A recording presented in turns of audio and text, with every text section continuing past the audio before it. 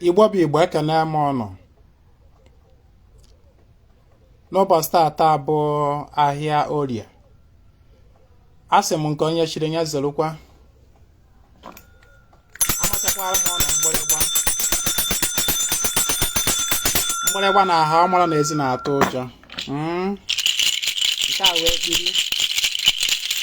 Asị m ka nkene ọnụ bụ ndị ọyị m na ndị na-esonye m na online. Asị m ọnụ jisie n'ike. Ụnyaa gara aga anyị enwere ike nye nkụzi maka na ụnyaahụ ịma na ụnyaahụ bụ Eke. Anọ m na ogwugwu be anyị as usual dịka Akajiọfọ, and mmemme mere n'ogwu yesterday. Ịghọta na ogwu na-azụ ka afịa. So oge m ji wee mekọrịchazie bata na mgbede, ike egwu m. Before I knew it, it was already night. So that's why na ya emehụọ nkụzi ụnyaahụ. Mana nsị na anyị ga-eme ya tata. Anyị ga-eme ya tata to make it up. Maka na agbara m anyị na ọ bụzi ife a na-eme kwada bụ na kwa ụbọchị anyị ga na-atụnyesi ọnụ n'okwu, maka na a sịrị nke onye ma nya kụzie nya gosi. Maka na ọdịnala omenala restoration ọma mmịta mkpụrụ ma ọ bụrụ na onye ọbụla pọket ya nke ọma na akpa ya sọọsọ ya. A ga-enwe ọnụ na-ekwunu, a ga-enwe ndị nkụzi ọnụ ga na-ekuzi. Onye abụ na ndị na-amaghọ mesịalụ mmalụ. Onye abụ na ndị nọ n'ụla tụnitelu n'ụla. Maka na soshal midia enyego akarị nne na mkpanite mmụọ ndị mmadụ na ịkụziri fa gbasara ọdịnala omenala Igbo. Maka na ọtụtụ nde n'obodo anyị dị iche iche, anyị enweghịzi ndị okenye nwere ike ịkụziri anyị, gbaziri anyị ụzọ ọdịnala omenala. O wee bụrụ ihe mfialụ nyelu ọgbala anyị bụ ndị si n'ụlọ ụka wee na-achọta ụzọ anyị na-abata na ya bụ omenala. Ọ naghị adịchala anyị mfe, maka na ndị kwesịrị ịhafe anyị baton n'aka anọghị ya. Fa nọ n'ụlọ ụka na-efe chi nwe onye ọcha, na-efe chi ndị mba ọzọ. O wee bụrụ ife jọgburu onwe ya. Ọtụtụ ndị na-eme omenala tata kwudosiri ike. Ọ bụ site na soshal midia ka ha si wee nweta ntụnite mmụọ, si wee na-enweta mgbaziri, wee na-eme ọ na-agaziri ha, wee na-amụta ihe dị anya. O wee ruo to the extent that na from ihe a na-amụtezi na from social media ha wee jezie na-ekụziri ndị okenye be ha, wee na-agbanyite ha na ihe dị otu a bụ ihe kwesịrị ka a na-eme. Ọ wee bụrụ ihe ịtụnanya nakwa ife ifele nyelu nyanwụ ndị okenye. Ya bụ na onye sị na nkụzi anyị na-ekụzi na soshal midia gbasara ọdịnala omenala Igbo na ọ dịlọ mma, ịma na ọwa asị. Ma ndị na-ekụzi site n'ide ede, ma ndị na-ekụzi site na ife onyonyo bụ vidio, ma ndị na-ekụzi site na okwu ọnụ, voice recording. Onye ọbụla na-emecha ọfụma, maka na ya bụ anwụrụ ọkụ, ozi eziri ya ọ na-eruriri enigwe arụ. Maka na ahapụ nwa dị ọka na onye ọ na-egbu isi, mmee ezu ofe arụ. Ọ bụ na ọsị hapụ anyị wit ndị okenye anyị, ndị mmụọ anyị, ka ha kụziele anyị, ịma na ya bụ ọfịa anyị ga-awagide anyị ama mpụta ụzọ. Ya bụ ana m ekene ndị otu m bụ ndị wepụtakwara onwe ha maka ịdị na-ekuzi na-agbaziri na anyị na-ekuzi abụrụ na anyị macha ihe niile, maka na as a matter of fact omenala na ọdịnala Igbo bụkwanụ ọbụla ife ekuziri kpọdo ya ntu, ọ bụrụ ihe edere n'akwụkwọ, n'ọkwa n'ihe gbasara obibi ndị, obibi onye, obibi ndị, ndụ ndị. Ịghọta na ọ bụ ihe anyị na-eme bụ ka anyị nye gị ife. We just shed light on your part. We shed light on your part to enable you to go into exploring and researching on your own foundation to know. Ya bụ ihe anyị na-eme na social media abụrụkwa na anyị anaghị ekuziri gị ihe niile, kama na anyị na-enye gị ntụnite mmụọ, ntụnite that light, that spark of light. Ọ bụ ihe anyị na-eme, mana ọ na-adị mma onye chọọ ime ozi omenanị ọ na-abịa nne ya, ọtọ anya naanị abịa na be nna gị ahụ ma ọ bụ n'ikwu nne gị, ịtọ anya naanị ị ga-afụta n'awụ at least ofu onye ife dolo anya bụ onye okenye. Ị ga-afụnata iri ofu onye abịa na ọgọ na efụlọ na ụmụnna, ị ga-afụ n'obodo, ị ga-afụ na village, ifugodu na village, ị ga-afụ na community. Ịghọta, ị ga-afụnata iri ofu onye, ịchọgodu be nna gị ịfụ ha, ị gaa ikwu nne gị, ị ga-afụnata iri ofu onye ga wuo onye okenye ga ebinyere aka n'ihe ụfọdụ ma ọ bụ gba gị ihe ụfọdụ.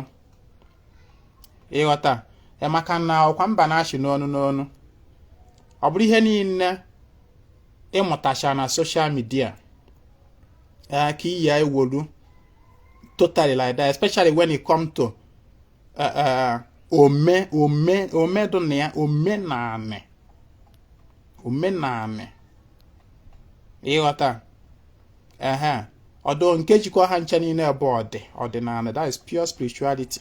Mana data onye mere na ịchọ ịnụ nwaanyị, for instance, ịchọ ịnụ nwaanyị ịma na ọwụ ome, na mgbe obodo niile nwere ome ha na-eme n'ịnụ nwaanyị. Ịchọpụta na ị ga-ana n'ụlọ, ị ga-ajụta nna gị ma ọ jụta ndị okenye, kedu ka ndị be anyị si eme ya ihe gbasara ịnụ nwaanyị ma ọ bụ ihe gbasara akwamozu. Ịghọta, ụmụ ihe anụ agasị na ị kwesịrị iru ụlọ. And then n'ụzọ ezikwa eme mmụọ, I was surprised when I ejere m ọrụ one day na Enugu State, somewhere na Enugu State, I think Nsụka. Nruo dị ya, nchọpụta na n'ebe ahụ na ha na-eji mmanụ ya egbuchalụ mmụọ anụ, mechaa ha na-eji mmanụ sie nri a na-emelụ mmụọ, ya nri emelụ mmụọ, egburu mmụọ. Ịghọta, a na-etinye ya mmanụ, mana I think ọ dị ka ha na-etinye ose or something, ha na-etinye ose. Mana side be ya ebe a mmanụ ọ da cross n'ihe n'ebe anyị na-eme mmụọ. Ifụlụ mmanụ red oil, the cross am. Mana part of Enugu ahụ ha na-eji mmanụ batara n'iru, fat wolu mmanụ sef sie nri, gbuolu nri ahụ tụọ mmụọ n'iru, ọ bụla omedo na befe ọ na-agalụ ha. Mana side ba ya ebe ịnwa ya nwa mmụọ anyị mere inyere nri ahụ, o wee na-ajọ nri, ọ pịawa ya ọkụ mmụọ. Ịghọta, so ụmụ ihe anụnwa kịrịkịrị ife agasị ka ị na-ediri iji wee ruo ụlọ jejuruo eso ọfụma, ụmụ kịrịkịrị ihe anụnwa ga because they matter. Ịghọta, ya na ihe anyị na-eme online here bụ ka anyị nye gị ntụnite mmụọ, ntụnite mmụọ. Na okwesịkwa ka a na-egburu mmụọ, na ekwesịkwa ka a na-agodosi mmụọ, na okwesịkwa ka a na-eme nka, na okwesịkwa ka a na-eme nka. Ịmụtachazie ihe ndị anyị kwesịrị ka a na-eme, iwee lụzie ụlọ, iwee marụzie oke ekwuru na anya na-aga ọjị. Amụta m from social media na a na-aga ọjị, then iwee lụzie ụlọ, iwee jụzie ose oke mgba kele otu ndebe anyị si eme omedu n'ọjị. kedu otu ndị be anyị si eme ome dị n'ọjị, omenanị dị n'ọjị, kedu otu ndị be anyị si agụ ya. Maka na ihe ịmụta from social media bụ na a na-agọrọ mmụọ ọjị, na ọ dị mkpa ịdị na-agọrọ mmụọ ọjị, na ịgọ ọjị na ọ dị mkpa n'anụ kụzichalụ gị things that how important it is. Then gụnwa ka ọ dụzere ijezi jụọ ese na bụ ụnọ kedu otu ndị be anyị si eme ihe dị n'ịgọ ọjị n'ime emume ọjị. Gụnwa ka ọ dụziri ije jụ nke ahụ i wee soro that pattern ndị be ụnụ si eme. Maka na ekwukwara m gee ntị, ekwuru m na onweghị omenanị nọ n'ụwa dị njọ, onweghị omenanị nọ n'ụwa dị njọ, na omenala ndị na-adịrị ife na-alụsiri ife ọrụ ike, kama na ọ bụ ebe ọ ya nọ wee dị njọ bụ gị nwa hapụrụ ome nke gị wee je na-eme ome nke onye ọzọ, ebe ahụ ka ọ nọ wee dị njọ. It becomes a borrowed religion and you can never be perfect in it. You can never beat the original owners of it. You understand? Onweghị ome, ịmana omenala is religion, mana ọdịnala abụọ religion. Ome bụ people's way of doing things is religion, is the agreement ha mekọtara with mmụọ, na ọ bụ otu a ka anyị ga-esi na-eme ihe a. Ha kpekọrịta with mmụọ, ha chido ya ọfọ, ha na-eme ya otu ọ na-agaziri fa. Na mụ marụ gatụ na o nwere some part of anụ Igbo na-eji mmanụ wele eme mmụọ, esi ife a na-emerụ mmụọ, ọ na-agalụfa. Mana side by ya bụ ime ya ọ bụla ịdọ nseke, ọ bụla inye mmụọ ajọ nni. You understand? Ihe ahụ bụ ome dozenụ na ndị be anyị kpekọrịta with mmụọ na anyị ga na-emerụ na anyị ama nji mmanụ mmụọ kpete echido ya ọfọ. Ndị enyi wee sị na anyị ga na-eji mmanụ eme ya echido ya ọfọ, ha kpeta. Ọ bụla ome is religion, people's way of life.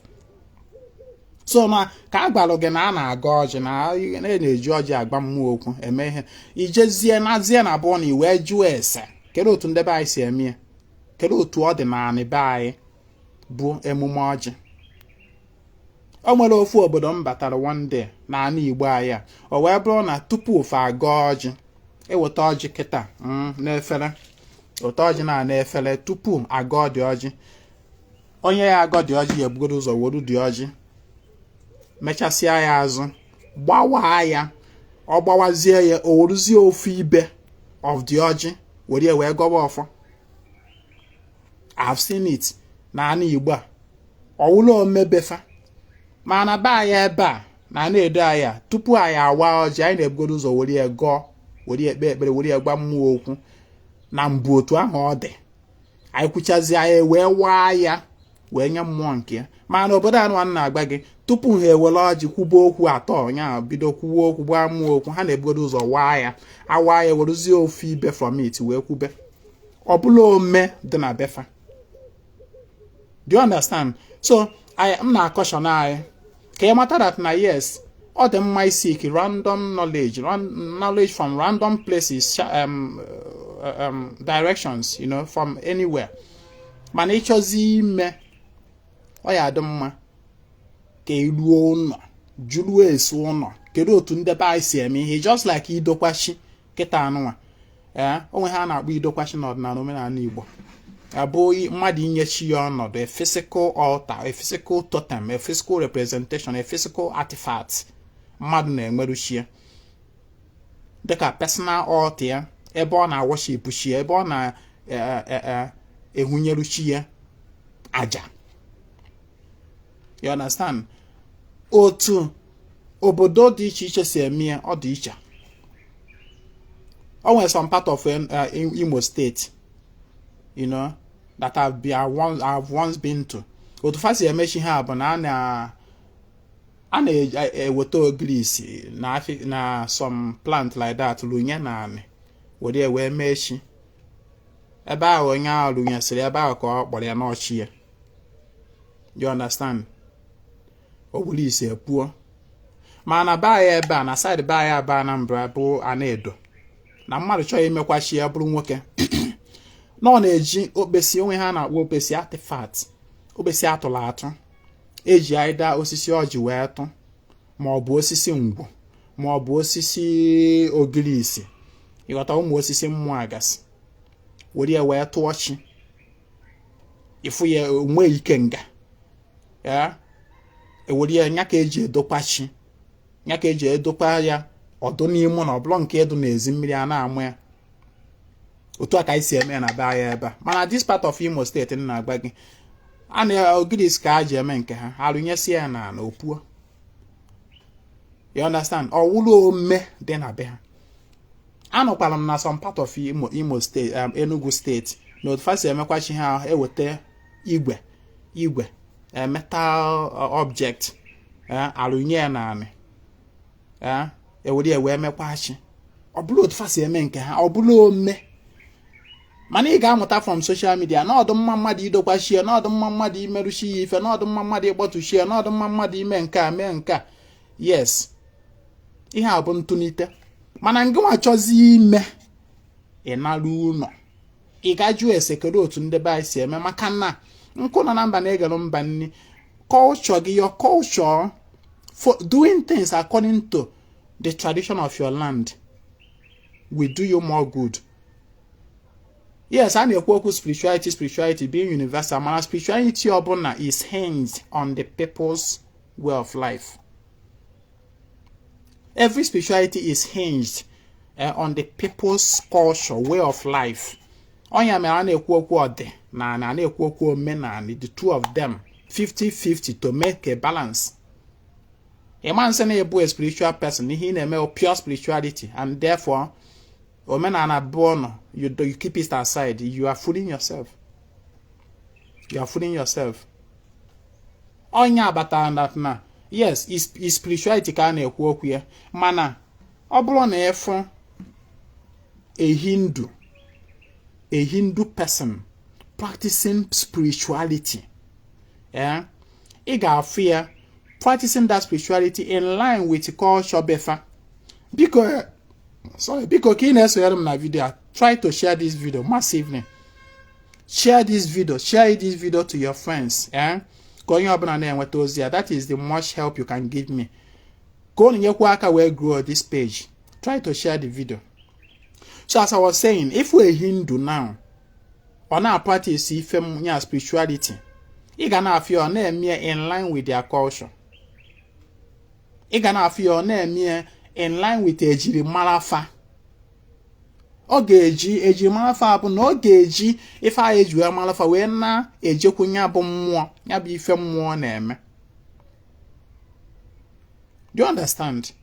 That is why sometimes you cannot really separate the two, ordinary and omenani, because ordinary is hidden within omenani, and omenani is being carried by ordinary. Otu akwas ka ọ dị efu onye omenani, onye Igbo, onye Igbo na ọbụrụ efu onye Igbo ka ọ na-eme ife mmụọ. Ọ sị na ọ na-practice spirituality, pure spirituality. Ifukwa ọ ga na-eme in line with Igbo ọbụ. In line with ome Igbo. Onye mere onye Igbo ọbụla sị gị na na-eme ife mmụọ. Ifu ya, ọ ya eji ọjị n'aka.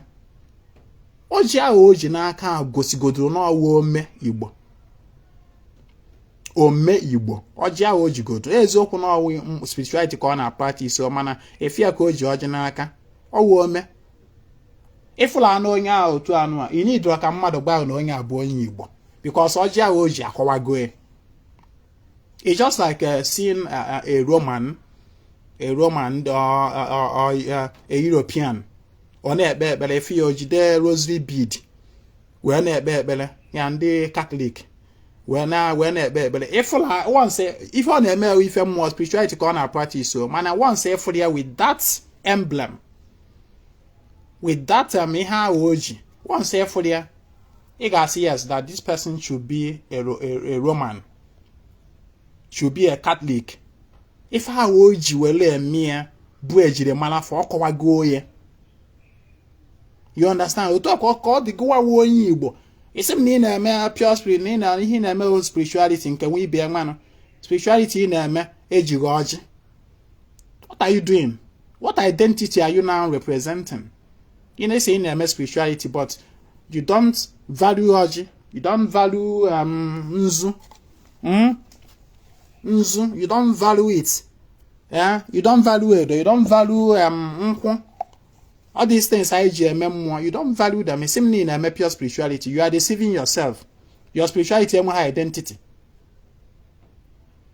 You are what I know. So nyamelo wedding banangewa bunwa fibo. You will mutachacha know from social media from different people talking because nkebezi okwu obodo onye ọbụla na-ekuzi na social media gbasara ọdịnala omenala ga na-ekuzi from his own background, from otu ndị befa, otu ọ dị na befa ka o yesi wee na-ekuziri gị. You understand? Because chekwa na ka mmụ ya ka ndụ na nke mmụ ya enwuchago.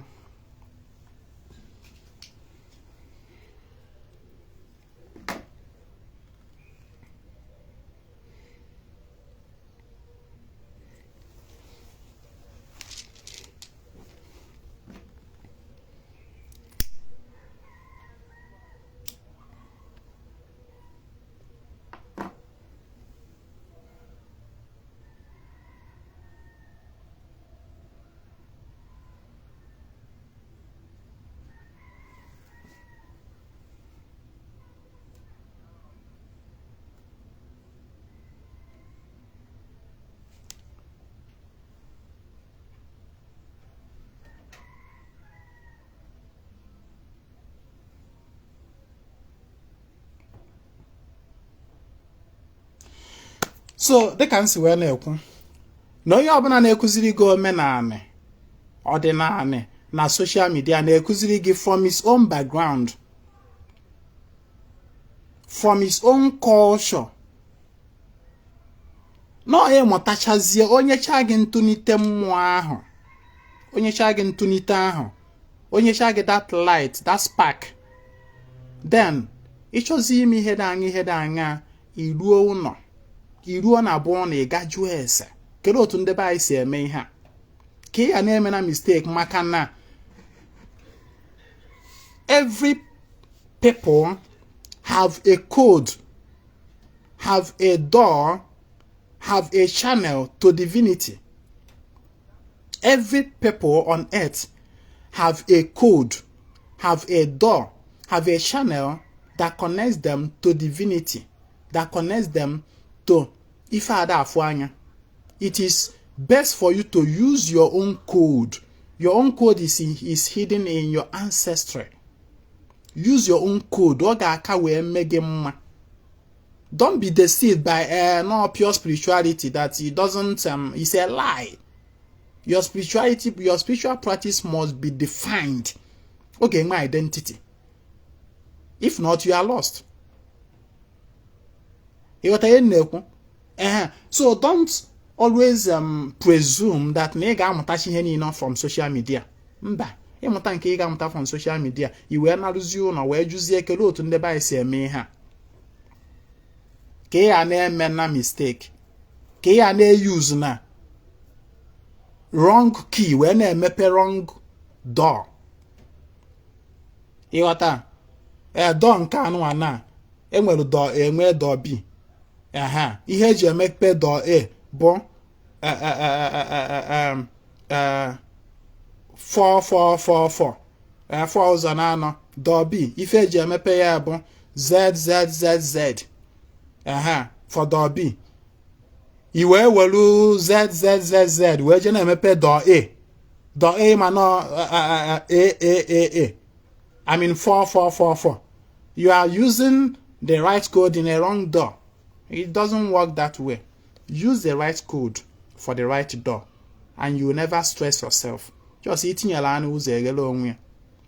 Mana ebe anyị na-ada anọ will struggle so much about that now we are making use of the wrong code on a wrong door to open a wrong door. Onye made that na Africa we are missing it. We struggle.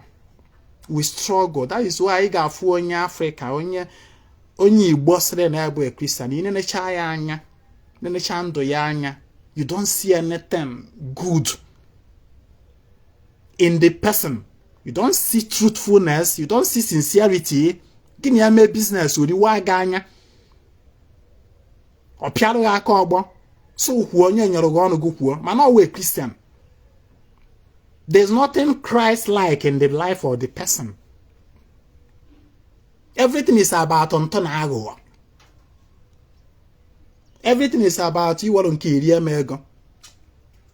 You what I know. So when you in a chandu now, mpa, oje do no zo bi o maka onwe program nje na aka eba. O wende m na ha na ekwu. Aha. So in a chandu nya wonyi Igbo say na ya bụ a Christian, na ya bụ onye ụka. Ifo eziokwu adọ na ndụ ya. Nto na ahụ everywhere. Ọ gbara onwe ya eziokwu. Ewata. Onwelo anything good about ndụ ya. Also na ya bụ a Christian.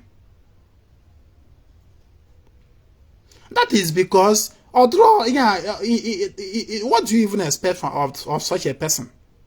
Somebody that is trying to open another door with a wrong code.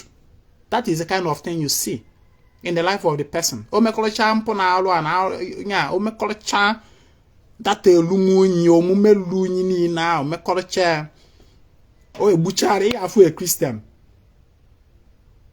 Or dime mata nwanyi ojewopia odo afute as anything. Owopia Saturday na abia na ojeku father I did abortion. Father siangba pray 5 decades of the rosary. Pray 5 our Father. Boom. I say I absolve you from your sins. Why is the person's life like that? Because of what? The person is using a wrong code to open door. The person they confused. The person out there or that white here because or not in a wrong foundation.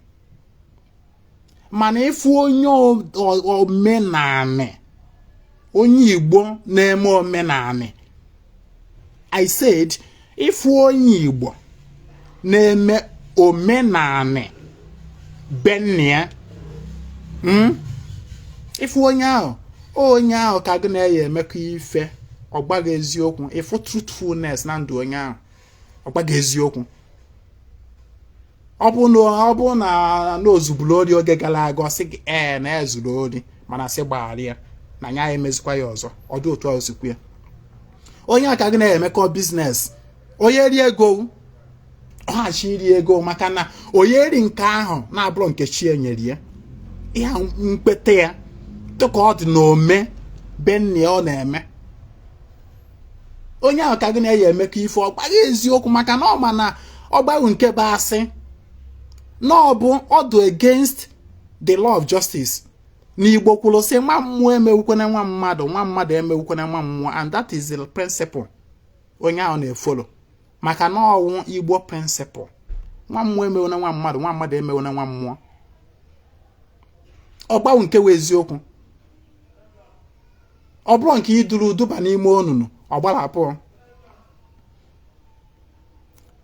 Na ndị onye ọbụla wụ onye Igbo na-efechi ndị mba ọzọ ada ama ebe a na-alụlụ maka na obere ivu na omekọrịcha ya oje confession ma ọ bụ omekọrịcha ya o wolu Bible ya ọ na-akpụọ n'ime rum ya ọ confess ya to Jesus agbaghara ya ife a na-emebi mana ịfụ onye Igbo na-eme omenani that live by the principles of omenani benni ya ọma mmenata ọdịka ife ahụ ọma mgbu mmadụ agba m na onye omenala ada egbu mmadụ onye omenala ọ na-egbu mmadụ abụrụ omenala ka ọ na-eme ọ bụrụ omenala na onye omenala ya agba nke wee eziokwu o ruo na nke wee igbu mmadụ ọfịa aka fịa ụkwụ na aka ya na ụkwụ adọrọkwu ya chinarụ aka elu maka na ọma na ome ya na ana ọ na-ekperu ga-ejide ya using the wrong code in a wrong door onya ihe na-aghasa Africa. And that is why we are underdeveloped. We can never make headway. Because when you live your own spiritual path, the spirituality that controls every other thing, you live your own. You can never outsmart that person you are born his own. But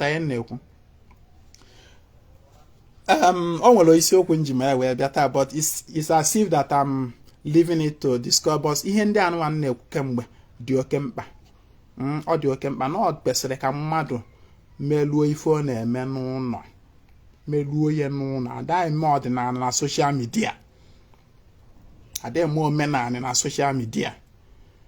Yes, a ga na-emekwa na-ekuzi, but then the real deal is on the off camera. It's not seen online. The real thing na na-eme. You got to know. So no matter who is teaching you, learn this. No matter who is teaching, no matter how much respected that person that is teaching you is, no matter how much knowledgeable you think that person is that is teaching you, when you from him, and you want to practice, kabalo kanya luoge ana na bennage ni ukunnege. That your ancestral bloodline, follow it. It will do you more good. So that you don't end up practicing another person's way of life and living your own. You understand what I'm saying? Onya bụ ihe anụ nwanne ekwu.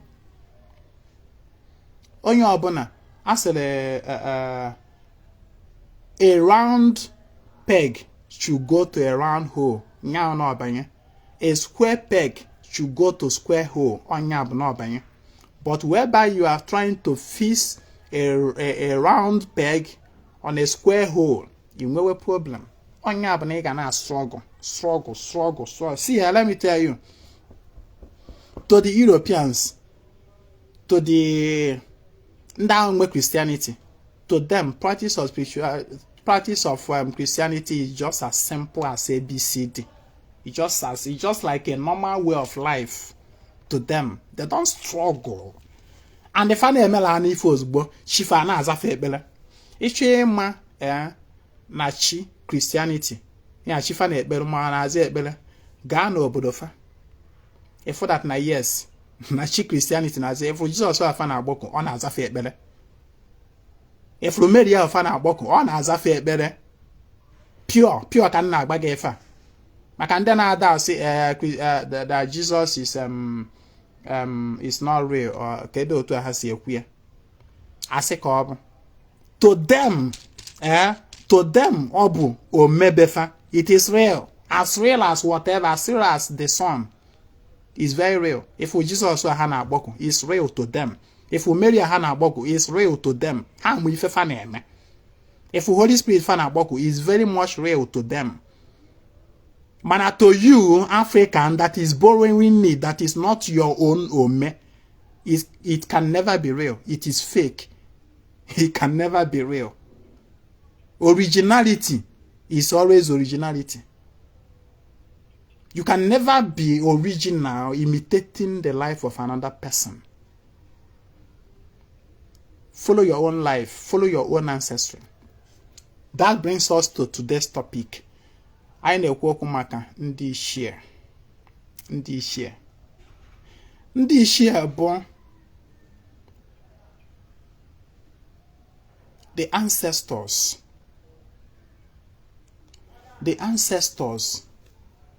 that lived in accordance with the principles of the land and that have accomplished their mission on the land and are now resting in the obi ebe a na-akpọ obi ndị ichie na mmụọ ọmfa ndị ichie.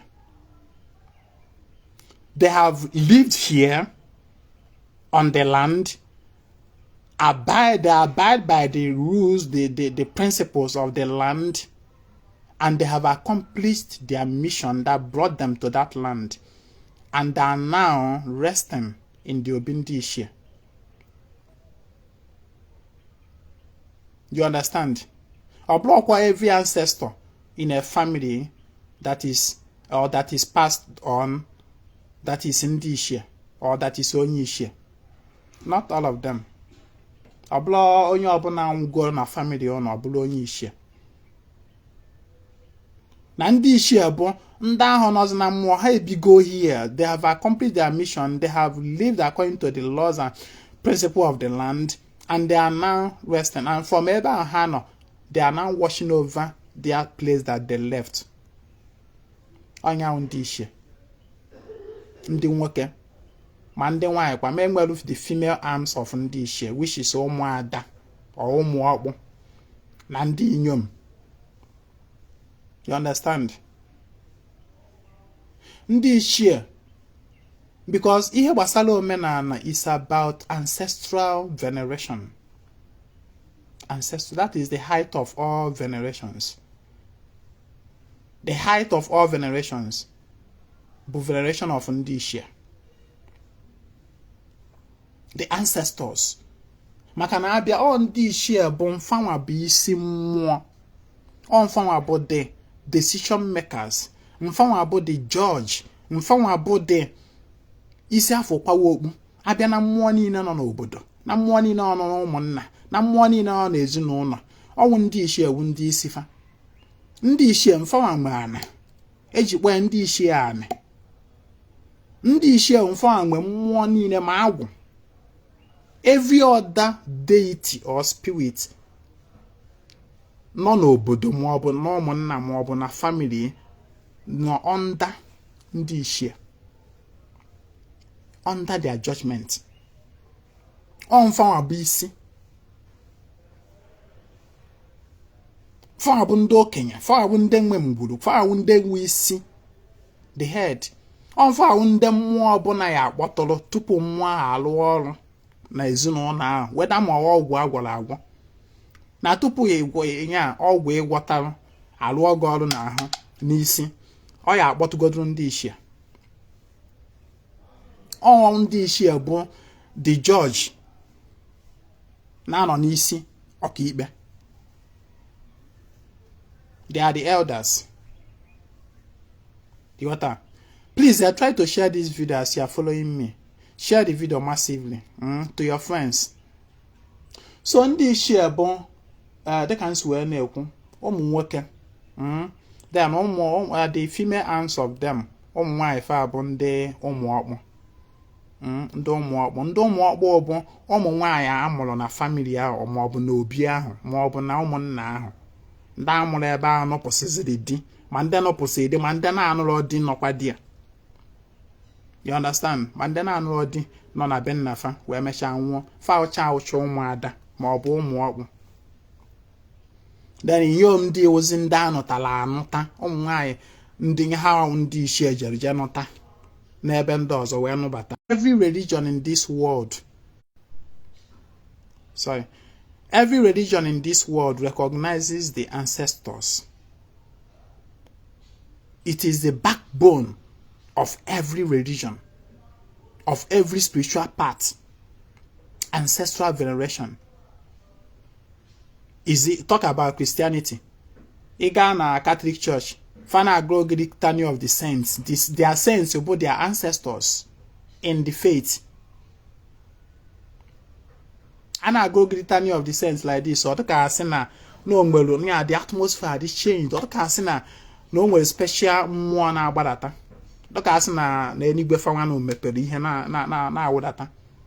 They don't joke with their saints. Manabiazi agbagwa bụ onye Igbo. All our spirit of ancestors, our ancestor, okay, how to has a Holy Ghost fire, die by fire.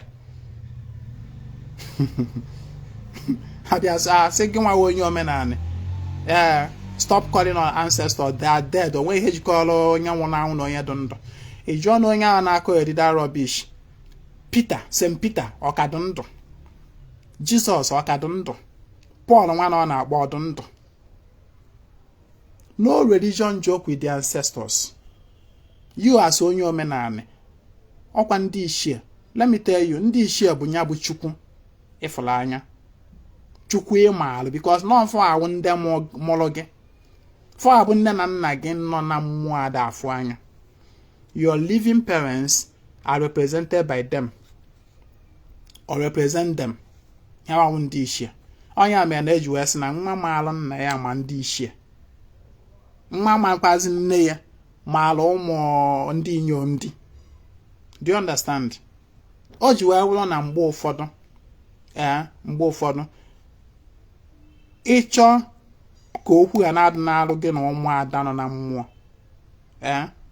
achọkwana ụmụada nọ ndụ okwu, because once you trigger or annoy ụmụada ahụ nọ ndụ, that is ndị a mụrụ n'obi ahụ, ndị ahụ nọ ndụ, you trigger them, ịchọ ha okwu, then ịdọgo nseke with ndị nọ na mmụọ. Kpatakwa na ịchọkwa imelụ ndị ichie ife na ihe ọbụla nwata melụ nna ya bụ ihe o melụ ndị ichie.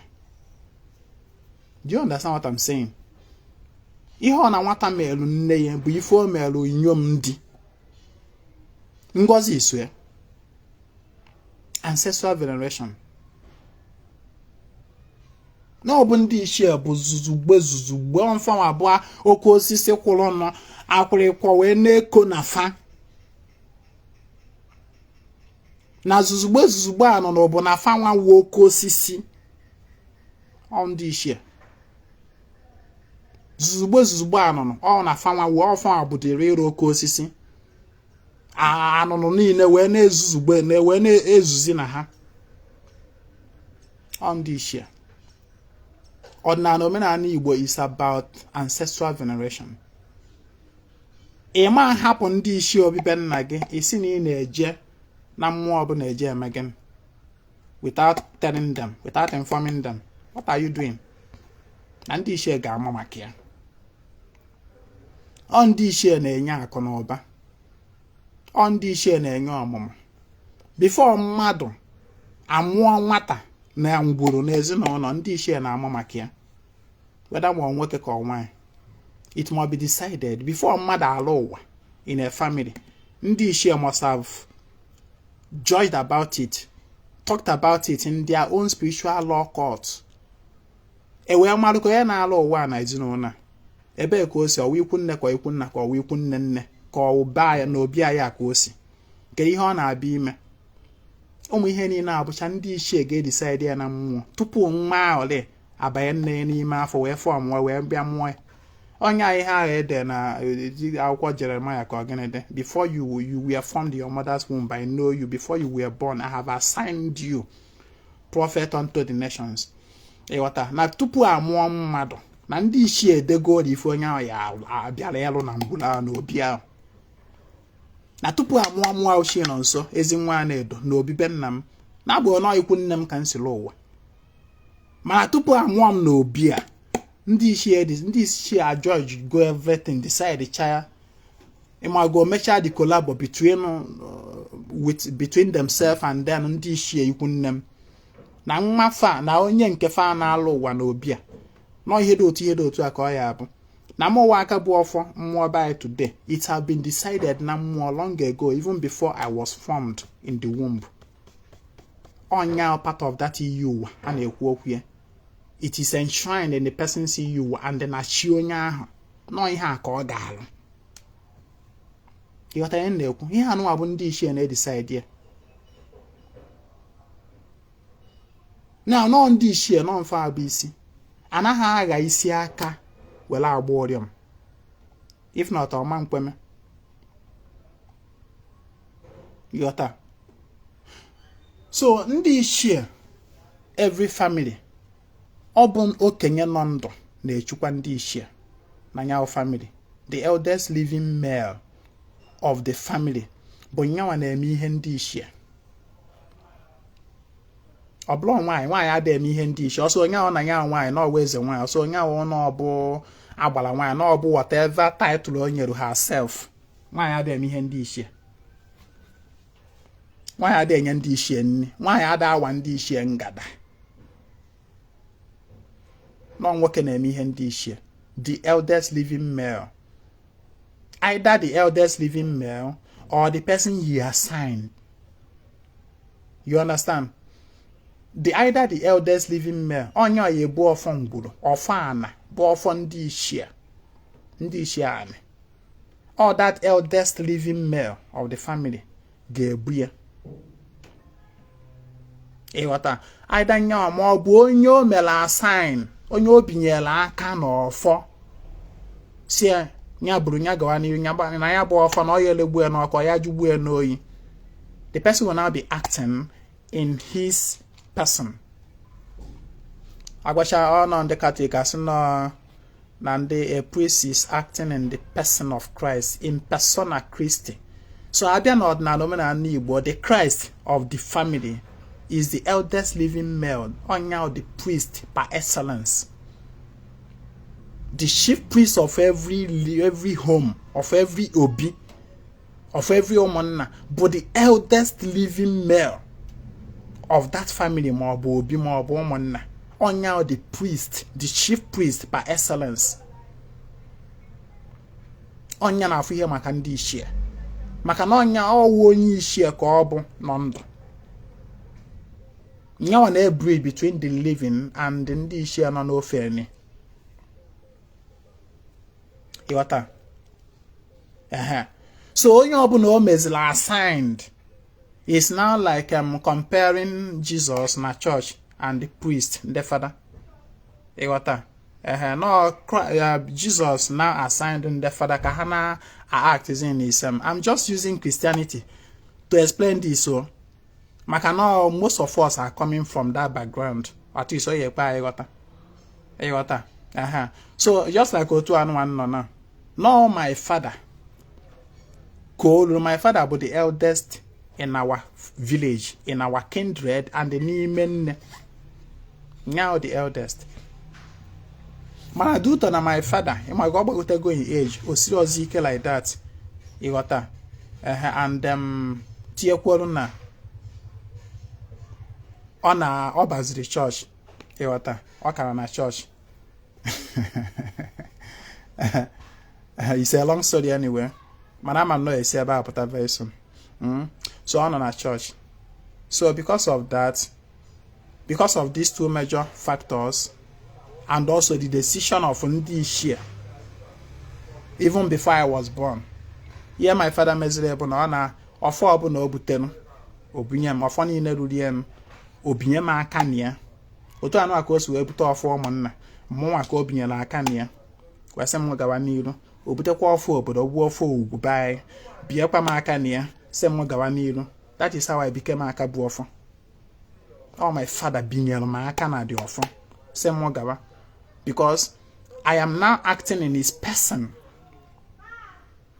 No, nyawa about the original chief priest. Nyawa about the original akabuofo ezemwa. Man always them are assigned to be acting in his person. Do you understand? Ihe about to say me ihe ndị ichie. Na mata ma ọ bụ nwanyị anaghị eme ihe ndị ichie ebe okenye nọ. Ịghọta. Then I nwere ike go away na eme omenala ije na afa asị gị go and feed them ndị ichie ebe nna gị.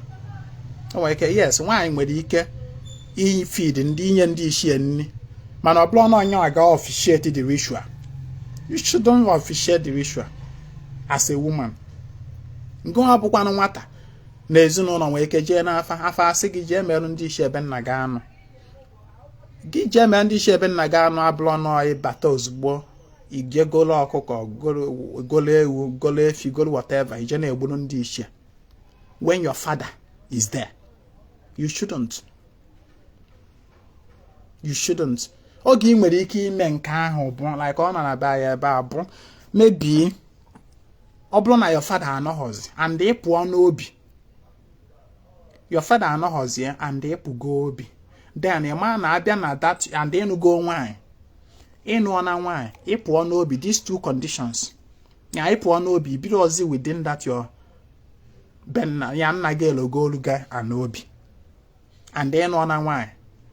So meaning that na ni nwego ezinụlọ nke gị nọ na akwụkwọ nwoke nụọ nwaanyị pụọ obi okelu mmụọ. Then a man abịazie na that your family which is you, your wife and probably your children, you become the eldest male of that family. Therefore, attending to this now lies on you, on your shoulders. Because your father is no more. Do you understand what I'm saying? Yes, I know you may have elder brothers, so of which na no na befa. Ha puchakwa na obi. Di obala na ono obi na ngulubenna. Wata. Mara bin that na no na nwa and na epu na obi. you can attend to ndị ichie na be gị. Do you understand? Because no one gave was if go be na mmụọ, and don't give us the living eldest male of that your family, your immediate family, of you, your wife and your children. So long when you're there na attend to ndị ichie. Ama me what I na-ekwu. So na ndị ichie na the eldest living male of the family be na attend to them. And then unless mana abịakwazie agbagotekwa n'obi. That is no nna gị and then your siblings ụmụnne gị. Ha abịakwa there.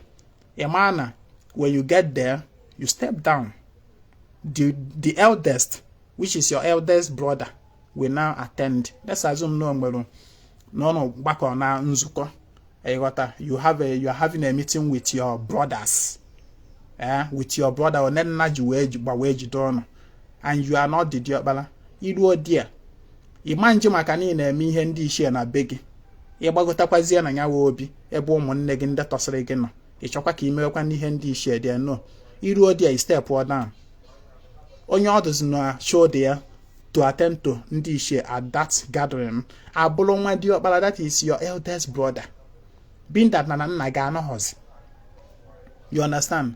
Then abịakwa na ụmụnna na kindred nya connecting many extended family, many families. You got a ụmụnna na otu ọ na-adịwa ụmụnna. You got of many anakazi. You got many akana. Agbakọtakwazie dia. Then wee gụba kele onye eldest na ụmụnna. Then onye ahụ bụ the eldest bụ nyanwa ga-afụ ihe gbasa ndị ichie na nyawa ọgbakọ. Do you understand? Abịa na ịga ọfọ na ịga ikpe ekpere na ịga ọjị. Onye eldest ya nyanwa ga-aga ọjị na ihe ndị ọzọ.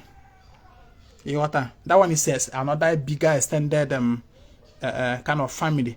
Then abịakwazie n'obodo like otu anụ abịa udo no. Abịa ezukọ asị na achọrọ ime ihe da anyị ihe gbasara ndị ichie. Achọwakwa nye the eldest n'obodo ahụ. N'ọnya onye ahụ bụ the eldest ga-eme ihe ndị ichie na nyawa ọgbakọ na nyawa obodo. Ifuru otu o si aga step by step. Na anụ ọ na-akpa n'ọwara. You understand? So otu anụ akụ o si wee dị. Mana ọ na-ebido from that nucleus, that family, immediate family. Like otu anụ nọ na anụ go ọnụ nwanyị nwee ụmụaka. Ịghọta? So na bem I attend to ndị ichie without consulting anybody. As far as my father is no longer there. Mana otu anụ amụọchi nọ nso nọ nke m ọbụla my father ọ ka nọ ndụ. Mana obi egoro m aka n'ihe niile sị m gawa n'iru. So I do everything.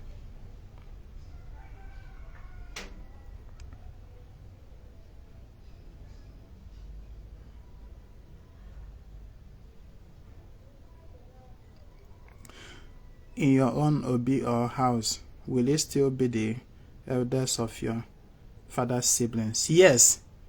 It will still be the eldest, provided na gather. No back or one now. All the elders, my brother Akajiọfọ KKG shed. All the elders get me despite no one begging.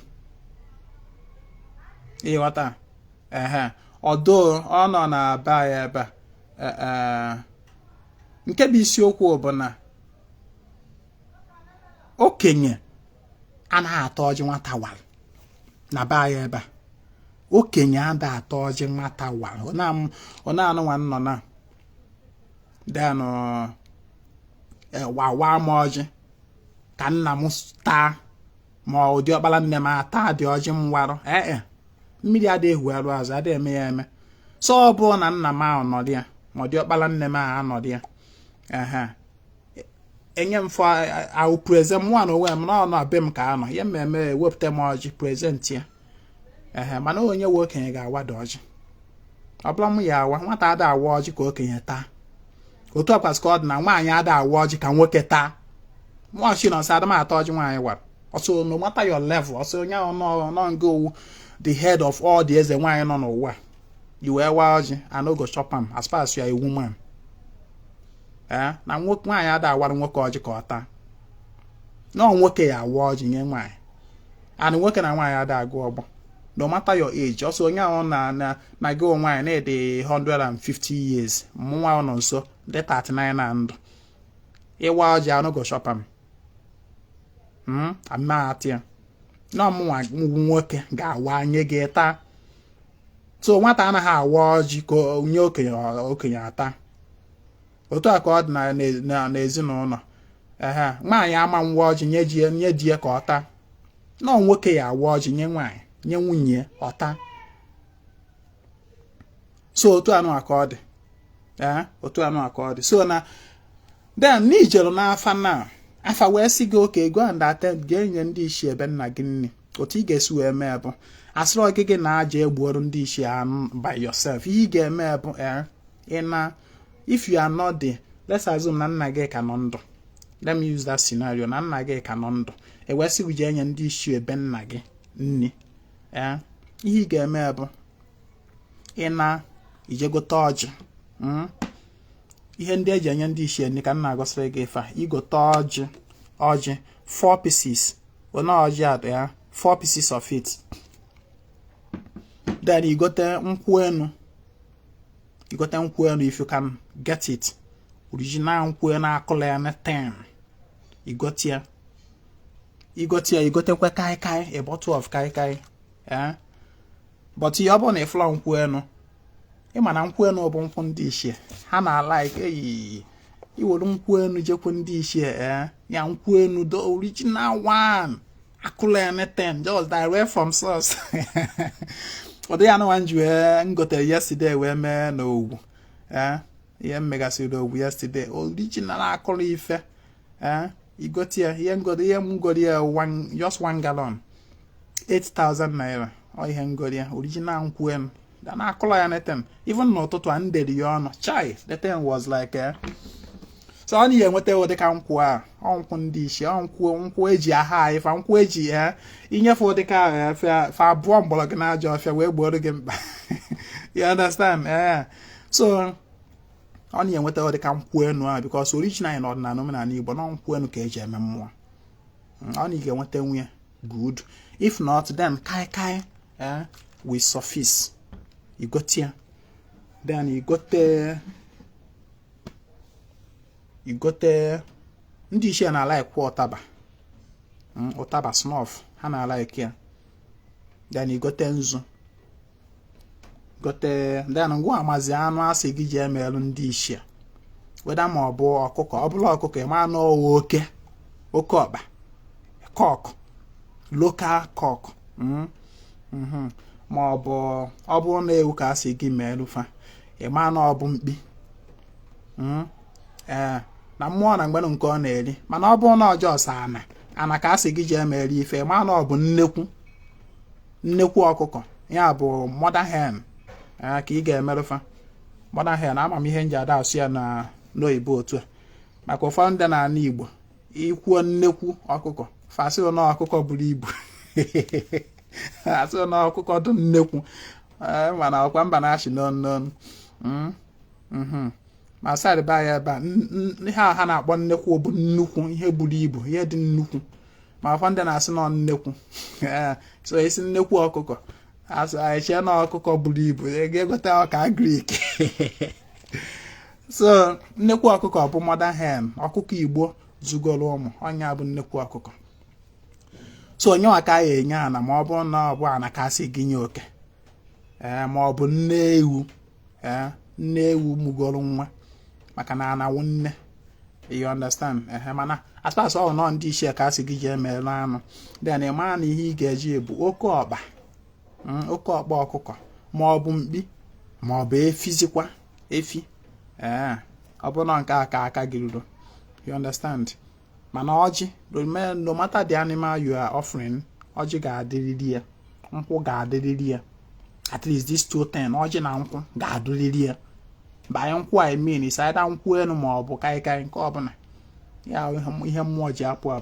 So ihe ndị anụwa niile igote ya iwe jekwu nna gị ahụ nọ ndụ being that na na-epubele obi and nna ahụ ka nọ ndụ probably n'ụbọchị nwaanyị ewesị uje mere ndị ichie ebe nna gị anọ nna do igokọtasị ihe ndị anụnwa m kwuru jekwu nna gị present them to your father si ya nna biko na ejere m n'afa afa asịrị mụ nye ndị ichie ihe ndị a na ọka inyere m aka wee nyefee ya n'afa m ihe ị ga-agwa ya ịgbachazie ya ọ bụrụ onye nọ n'omenala nwere ike ime den ọ narụ ihe ndị ahụ aka ahụ ga-eme ịnọdebie nyanwa anọrọ nyanwa bụ the chief priest officiating on your behalf o wee were ihe ndị a wee gwa ndị ichie okwu merụfee ya. Do you understand? Mana ọ bụrụ na egwu ya ọ sị gị mba na ya ama mmewu ya na gị gawa n'iru a ọ gba gị obinye goro gị aka na ọfọ gị gaba n'iru, then with that authority, with that okwu a ọ gbara gị ị gazie n'iru jiri aka gị imee ya inyesịa ndị ichie ya bụ ife. Then abịa normally ezinụlọ ha sitere onwe ha ọfụma na-enwe okwu ndị ichie, a na-enwe okwu ndị ichie normally na be anyị ebe a na-enwe okwu ana. Normally okwu ana ngwuru bụ okwu ana ndị ichie, okwu ana ngwuru bụ okwu ana ndị ichie. Ọkwa ndị na-abịa nwee okwu ndị ichie, that is ma obi ndị ichie like odika obi anụnwa nụrụ ozu obi ma ọ ndị ichie nwe specifically for ndị ichie. That is why nji were lụọ ya then bịakwa lọpụta disem ebe a nọ na-abụzi ụlọ agwụ m for maka ezumezu mmụọ ndị ọzọ niile including that ndị ichie, mana ndị ichie nwegodo obi. You understand? Mana ichi imelụ ndị ichie ihe ọbala isaida niile nọ n'obi fa ahụ ebe ị haziri fa ọnọdụ n'ime obi ahụ wee meelụ fa anụ, ma ọ bụ na ijeru na okwu a na ngwuru ị nọla ebe a wee meelụ fa nya bụ anụ. These two places maka na ndị ichie ha nọ naanị. You understand? Like ọ bụ na otu nsi wee haziri fa ọnọdụ ebe a nchi imelụ fa anụ ihe ọbala, especially ihe ọbala ụkwụ na anọ ya na-eme mbooste the artifacts of ndị ichie because eji m okpesi wee mie. Enwere m okpesi ndị ichie nwee ike ngafa, nwee okwu na ijefa, nwee ụmụ adafa, nwee inyom ndị fa. Ịghọta ụmụ ihe anụ abụcha ụfọdụ a na-etinyekwa ya azụ ọjị, na-etinyekwa ya oji a na-ada amadịfa. So abịa enye because a na-akwado mmụọ ọfụma. So mbịa nchi imelụfa anụ ebukọrọ m ihe ndị a jee dọwa na okwu anafa nọrọ ebe ahụ gbuo fa anụ na okwu a na ebe ahụ, ma ọ bụ nọrụ n'ebe ahụ ndị were fa ọnọdụ n'ime obi a nọrọ ebe ahụ gbuo fa dị anụ. Otu a ka esi eme ihe ndị ichie. You understand? Ma ọ bụ na family gị that you don't have anything like that, you don't have obi, you don't have even okwu ana, nothing. Anọ na family na-enweghị okwu ana, akwara m mbọsị gara aga na my live video.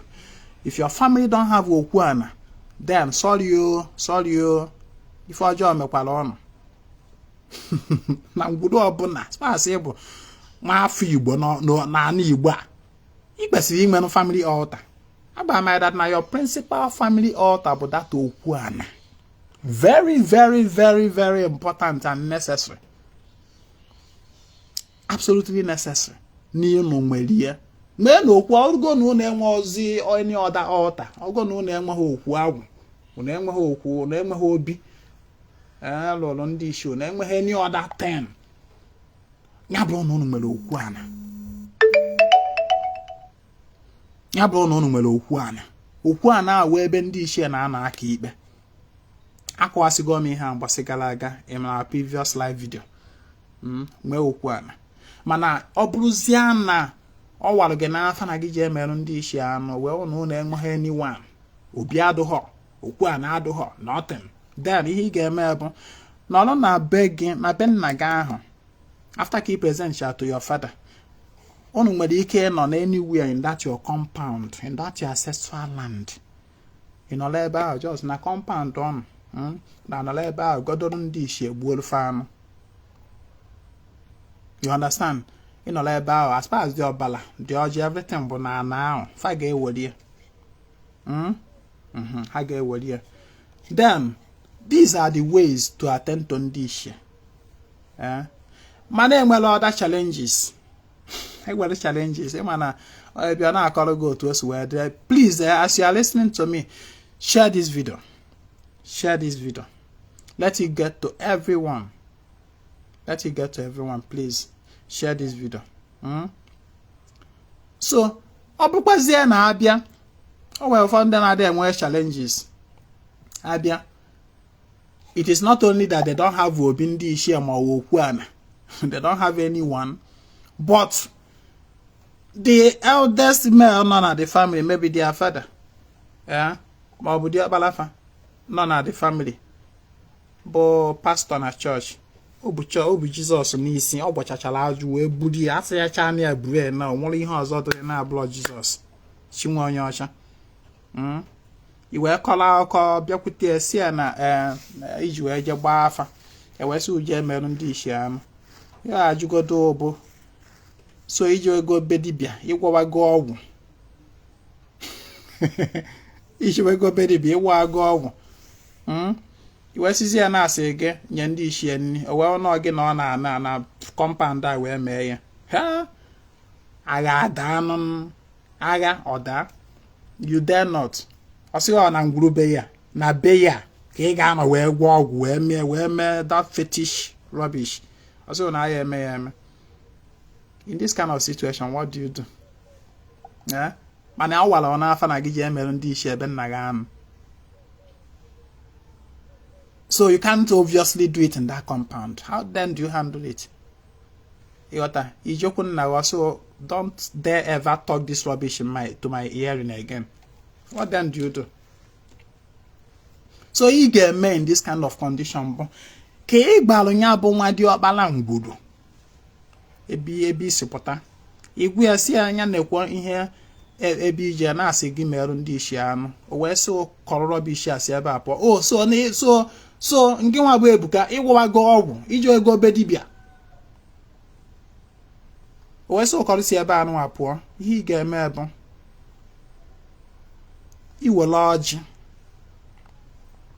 ọjị. Maybe in his absence. Anya mgbe ọ nọghị ma enwe ike nọ n'ime room. Iwele ọjị ịkpọkwuo ndị ishi be nna gị. Ịkpọkwuo ofe. Isifa niile emerụ ha ọjị anọ ka ịgwa ha na ịchọrọ ka echila aja na ngwulu a wee jee merụ fa olili. Na ọ bụrụ na imecha na ị ga-achịchi ya atakwu ya. Ọ bụrụ na ikwucha weta ọjị ahụ ikwucha iwere ọjị ahụ ị pụọ n'ezi ya your compound ịtọsa dị ọjị na anị imenata echila aja just a handful of sand is enough echiri ya. Iwe gawa na be dibia na alụrụ gọrọ ma ọ bụ dibia agba alụghị afa ma ọ bụ ị gawa na be your friend ebi nya onye be your friend onye omenala ebe ị ma na ị ga-anọ wee merụ ndị ishi ebe nna gị ife without disturbance. Echila aja ahụ gaa dị ya ị ganye n'ọkụ ma ọ bụ ị ganye n'ife ịghọta ị gade dị ya ị nọrụ be onye ahụ be either dibia ma your friend ị nọrọ ebe ahụ igokọta ihe ndị ahụ asị gị merụ ndị ishi iwere ya ịga ọrụ ha ọjị tụọrụ fa nkwụ n'enu aja ahụ esifa na ihe anụ ị na-emerụ fa n'ọkwa be nna ka ị kara ịnọ wee mee mana fa afụrụ otu ọnọdụ dị na nwa dị ọkpala ngwuru si na aya eme ya eme n'ọnya mere iji were that is the ogu ọ na-awa ajụruo ogu ikpe ama mmụọ n'ọwa ikpe ife ogu tigburu nya ka ọfọ na-eri ogu ahụ iji were eme that term bụ that is the condition iji eme ya bụ na nwa dị ọkpala nọ na ngwuru achọghọ ekpe ha ka ị nọ na ngwuru wee mee ya n'ọnya ka iji wee chịrị dị aja wee bịa that is your ogu iji were agọnya bụ ọfọ therefore na ọ bụ ife ogu ga ahụ tigburu nya ka ọfọ ahụ ị na-agọ ga-eri Igbo kọwara everything n'okwu ya. Do you understand? So i wee chịrị nyawa aja wee gaa dị ya n'ọlụ dị ya mechachi ihe niile ị ga-eme gụọ ọnụ ha ọjị waa ọnụ ha ọjị nye ha nke fa tụọrụ fa nkwụ ịta nke gị gbuo fa anụ mesa dị ọbara n'aja ahụ mesasịa dị ọbara dị afterwards ewe sie olili esie ndị nọ erie risa imechakwa iwerukwa dị aja chịrịkwa ya otu ahụ ọ dị ịnakwa na be ọnụ ịnalukwa iwerukwa ọjị before ị gasa dị aja iwerukwa ọjị inwekwa ike nọ n'ime rum ka a na-afụ na ka a na-ase n'okwu ị nọkwa n'ime rum iwerukwa ọjị gwakwa ndị ichie sifado na nyawa aja ahụ echere na ọkwa ya ka echenata m fa na-ekwu ya n'inyechago ofu oriri na fa na-aghọtakwa nyawa aja mee ka ihe niile gazie ka ndụ gị dịrị gị mma ka ha gọzie gị ka ife ọma meelụ gị ịghọta ikwuchakwa iwerukwa dị ọjị ịtọsakwa ya ịpụzie n'ezi ịtọsie were aja ahụ wụsakwa na ana dị ya kpom inyego ndị ichie nri ịgawala onwe gị inyego ndị ichie nri. Do you understand? Although some dibia ya agba gị na ọ bụrụ na ịgba nwa diọkpala ngwulu ọjụ ọ bụrụ na ọjụ just forget about everything. Ị nwekwa ike forget about everything mana ị na-ekwu okwu bụ ngọzi ga-abịalụ gị. You shouldn't allow someone else and blindness to stop you, to lead you into onunu. Na ị ga-achịrị aja ahụ chọzie ebe ị ga-anọ were ume na nke m akwadoghọ nke mwa Ezinwa Anaedo na-akwadoghọ bụ dibịa ịgba gị ị n'obodo oyibo ịkpọọ ya isi ọgbarụ gị afọ sị na enye ndị ichie nri na gị sendị ego isendịarịa 100,000 sendịarịa 200,000 500,000 whatever money 1 million isendịarịa ka o wee nyere ndị ichie nri o wee nọrọ na be ya wee merụ ndị ichie ebe nna ya anụ. Number 1, o nwere aja si from your compound ọ nọ na ya wee mie na ọ na-anabie ka ọ nọ sị na ọ kpọrọ ndị ichie ebe ọnụ ka bịa dị. My brother, is a lie. My sister, is a lie. Na mụ ọchị nọ nso akwadoro that one. It's not possible. O teka ọrụ a manga. Hear it from me today. Ndị ichie ama ndị ụdịka oke ahụ.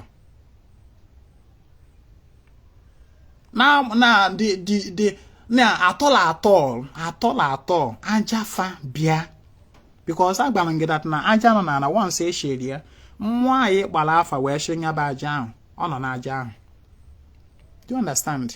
Aja ahụ ga-abịa dị ewe na ọ na wee gbuo merụ ndị ichie anụ ịma mgbusa ọbara na aja anọ ọzọ esi m na aja anọ ene ka imeri ya na anabụ ofu asị ka ọ anabụ otu mana aja anọ abụrụ otu.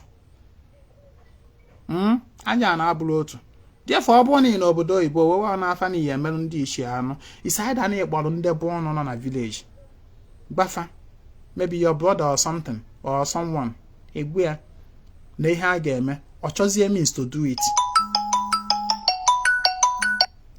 Ọ chọzie means to do it for you ma ọ bụ ịgbazie ya onye ahụ nyachiri aja jee na obodo dị otu a na be dibịa dị otu a ka a nọrọ ebe a wee mee ya it's a different term eme ya n'afa gị mana nke esikwa m nọọ ị nọrọ ebe ahụ ị nọ ịkwụnyere dibịa ụgwọ o wee golo ewu ma ogolo ọkụkọ ma ogo whatever si na ọ na-emerụ ndị ichie anụ na bie ọ ndị ichie ebe nyanwa ka ọ na-emere anụ ọ bụrụ ndị ichie ebe gị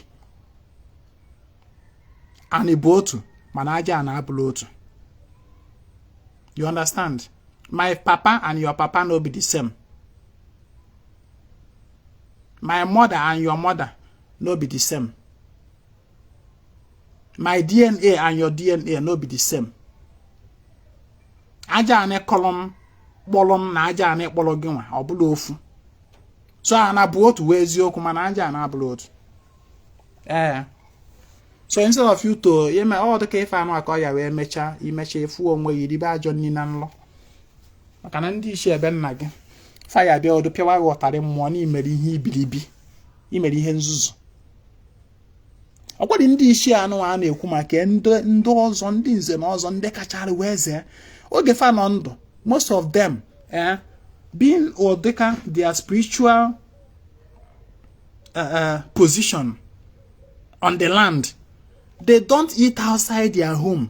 Most of those Ndishia, they don't eat outside their home. It's part of the spiritual principle they lived with. They don't eat while they were alive. They don't eat outside their home.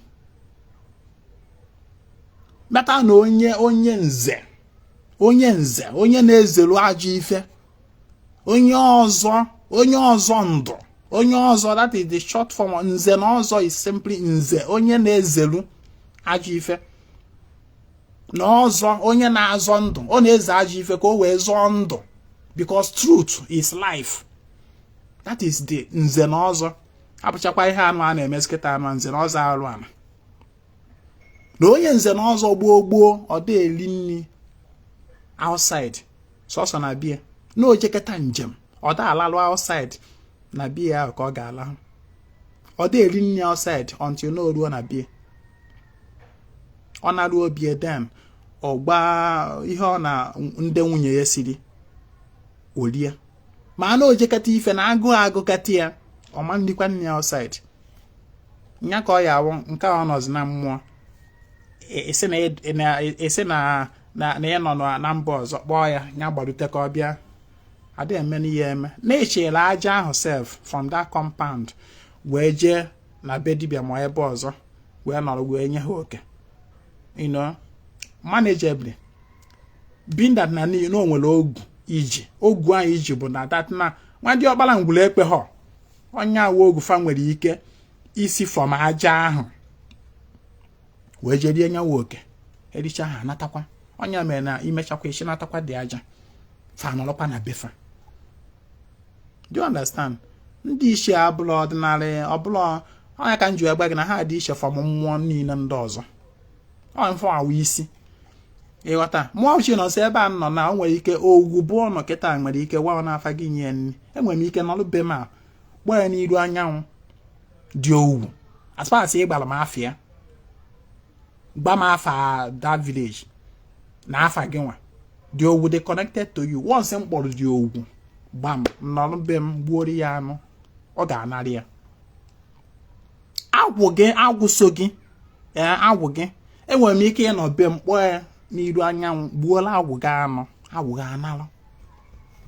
You understand? Mana ịfọrọ ndị ichie ha ịfọrọ aja anị enweghị m ike ịnọ be m akịta sị na mụ dibịa na mụ dibịa aja anị na ebu m ọfa anị. Ọ eziokwu asị m gị na because of it na mma na be m gbuola anị aja anị be nna gị anụ adị eme ya eme ma ọ gbuoro ndị ichie anụ. Ịfọrọ these two beings aja anị ndị ichie these two found the two major mmụọ mmana ịchọ imerufe ife gaa na anị ahụ. Anị ahụ there must be contact with that anị ife emerufe ife wee gazie. Even arobi na agụbe nna gị enwere m ike na ọ na be m kpọọ ya n'iru anyanwụ ọ bịa nye m ya oke. Mana ịfụrụ aja anị na ndị ichie adị eme ya otu ahụ ihe niile nwere usoro maka ajọ nni. Emechaa sị na ọ gara aga na afụrụ ife once i mere ya otu ahụ ime igbuolu mmụọ ndị ichie anụ na aja anị ọzọ. Aja anị anyị igbusa dị anụ eri oke ịghọta aja ịchụla anụ ọkwa n'iyi kama na ọ gaziri to wrong channel. Therefore ịma mfu ife. You understand? Ịma mfu ife. So wee bụrụ ya gbasatara imerụ ndị mana ọ bụrụ na ọ bụ chetakwa ihe na-ekwu okwu maka ọbara ime ọbara maka na ọbara esike. Ọ bụ na ọbara ka agba gị merụ ndị ichie oge there is a need for you to have contact with that aja anị befa. Mana ọ bụrụ na ihe dịka na gị warụ ndị ichie ebe nna gị ọjị nwanne ị nidila aja anị ị nidila ọkwa ịnọ be nna wee mie. It is not a must. Ị nwere ike ịnọ even n'obodo oyibo anyị nọ sef ị nwere ike ije afịa gote ọjị n'ọrụ di ya chee n'iru anya kpọọ ndị ichie ebe nna gụọrụ ha dị ọjị waa ya wọspụrụ ha n'ezi ha ga-anarị ya. That one is different o. Ma ị nwere ike wolu nzu kpọọ ndị ichie gwa ha okwu mapụrụ ha nzu. That one is different o. Na nke na-ekwu okwu ya bụ when you are talking about blood ọbara dị involved whether ọbara ọkụkọ ma ọ bụ ewu ma ọ bụ efi ma ọ bụ ebunu ma whatever ọbara nwanne aja anị ahụ dị involved. Mana ọ na-eje ọsọ ọjị ma ọ bụ nkwụ ị nwere ike ịnọ anywhere even if you go to moon Ma not the possible mmadụ ịga na moon. You can even stay there. Na moon ahụ. Born this year. Gụọrọ ha ọjị. Anywhere you are in this world. Ị nwere ike ịnọ there gụọrọ ha ọjị, tụọrọ ha nkwụ mee ihe ne. Mana when it come to blood, nwanne na lu ụlọ. Mgbe contact with that aja and befa. And the farm. Wee mere ya. Maka ajọ nni, maka mpịawa azụ. Maka mpịawa azụ. Ihe niile nwere usoro. Ihe niile nwere. Mana apart from that, mmụọ ndị ọzọ niile ma agwụ ma chi gị. Inwe ike na anywhere akpọ ya nye ya oke. Ọ narịgo orichakwa ọbịa na-emerụ gị ife ọma. So, I think we have to stop here. We have to stop here. So na ekenere m ụmụnne m, my followers. Ọ bụrụ na ị nwere ajụjụ. Somebody is asking, please, what is the process of to do agwụ? Anyị anaghị ekwu maka agwụ tata. Mana ịchọ ime ihe dị na agwụ, ịchọ ịlụ agwụ. Otu otu anyị si eme na be ya. Ị anọ ụnọ. Ị na ụnọ ije jụọ ndị bụ ụnọ otu esi eme agwụ, otu esi alụ agwụ. Maka na ịma nji pattern ndị be anyị wee je lụọ agwụ bụ ụnọ. Maka na agwụ ị na-alụwa agwụ be nna gị, ọ bụrụ nke be anyị.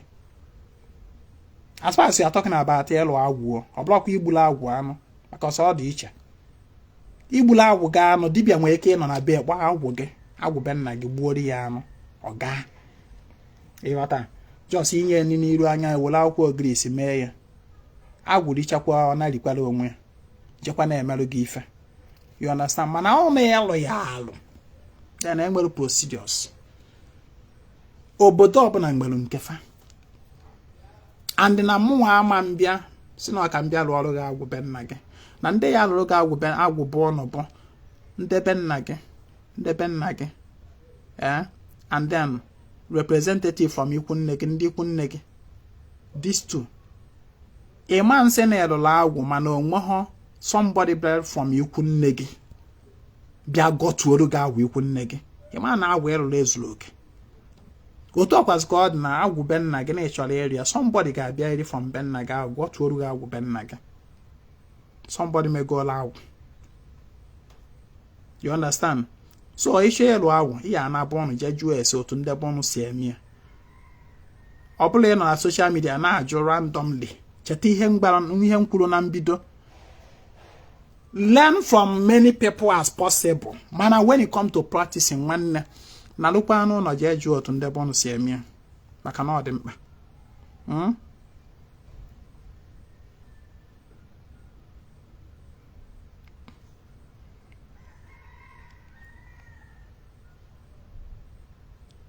Yes, Arinze Ezekweme. Ajụjụ gị afọrọ m ya. Can you take sand from? Yes. Provide Chetana in my previous videos mmero. Ekwuru that now when you are picking up a sand from your father's land to go to the city, let the eldest male, when the Obalangula, know about it. Let him know about it.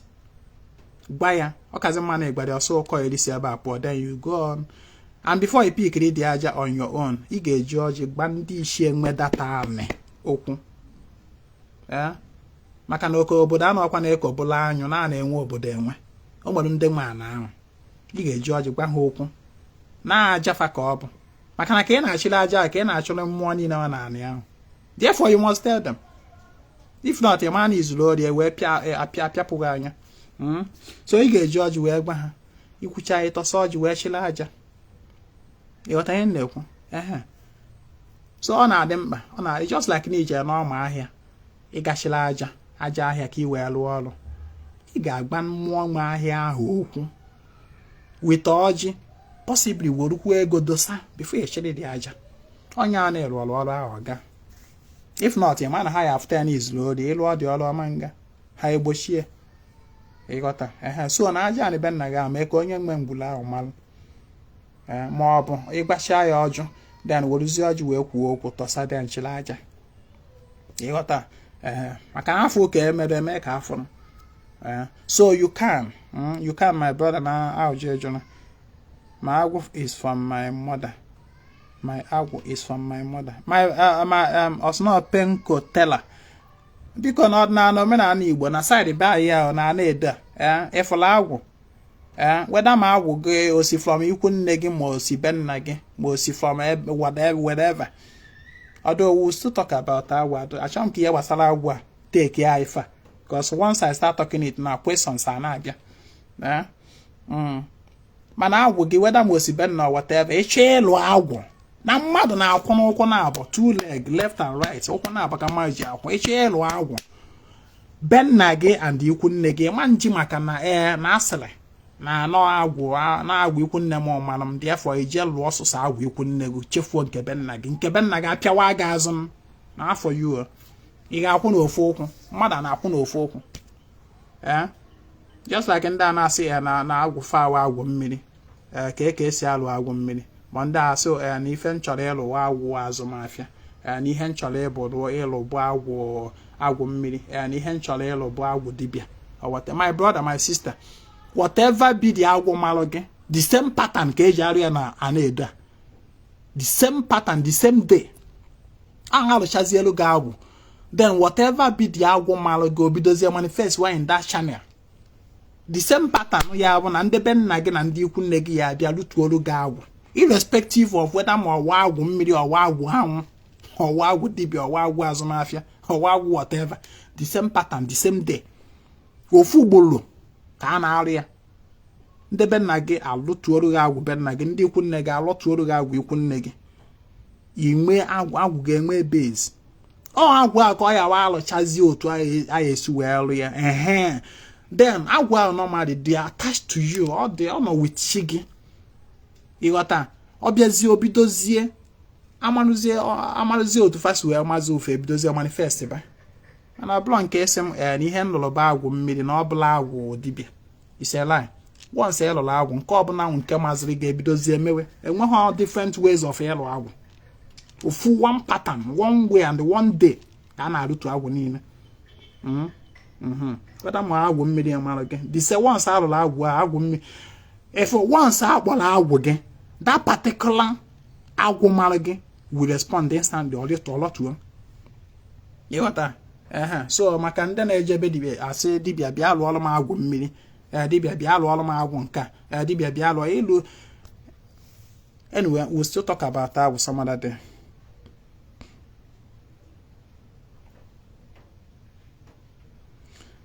Mmiri mara ugo dibịa nwoke du ịbụ ụmụada before nkọ nwoke nwere ike ịlụrụ gị ihe niile, ebe a na-enwe limitations n'ọrụ mgbe ụfọdụ bụ na nwaanyị. Like ọ na mbụ nwoke, nwaanyị ya awakwara chi m ọjị, nwaanyị ya enyekwara m chi m nne.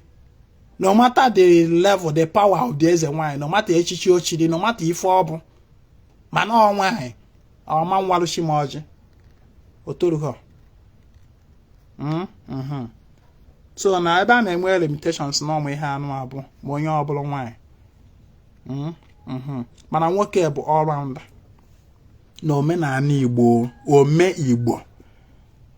Nkwuchakwa bụ na o doro gị anya na abụ ọnụ ji jụọ ndị okenye bụ ọnụ. You must not expect to get everything as it should be from social media. What I'm here to do is to come to start thinking in the right direction. I am then your own responsibility will now be to think. I will not think for you. Nobody thinks for the other. I no go think for you. But my job here is to give you that spark of light. You will make the right thing. You think, reason for yourself.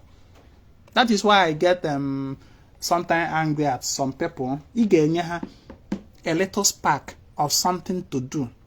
A little spark. How then do I practice this to suit me? Everything. Sometimes think. A teacher will give you a light, a spark. You do the rest of thinking by yourself. I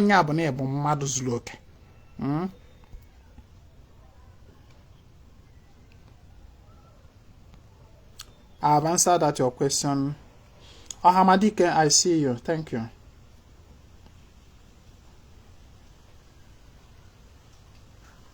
Yes, you can do your agwu in the village while you are in the city. Yeah. Ogan lụrụ agwụ na 2018 mgbe m ka nọrọ in Lagos. Alụrụ m agwụ na 2018. Then oge nnatazi from Lagos to East bụ na later part of 2020. So otu a ka ọ dị. Ị nwere ike just dokwa agwụ gị n'ụlọ. Ịgwazi agwụ gị na ị na-anachi ya kwa fasokwa gị.